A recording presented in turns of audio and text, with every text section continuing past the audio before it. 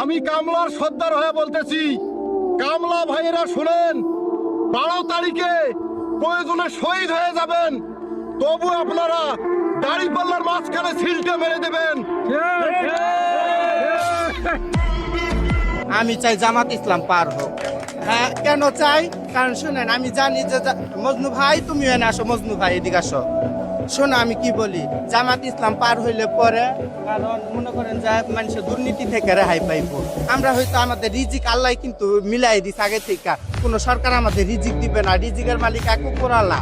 তো আমরা কোনো এই আওয়ামী লীগ চাই না, বিএনপি চাই না, জামাতকে পছন্দ হয় কারণ সে ইসলামের প্রতীক। কারণ এই হিসাবে আমি চাই জামাত ইসলাম পার হোক। আর জামাত যদি এবার নির্বাচনে নামে, আমি জানের আশা খাইরা দেও না, নির্বাচনে আগে দাঁড়া। এবার আওয়ামী লীগের মারা দেবো, বিএনপির মারা দেবো, বড় বেকার দাঁড়িয়ে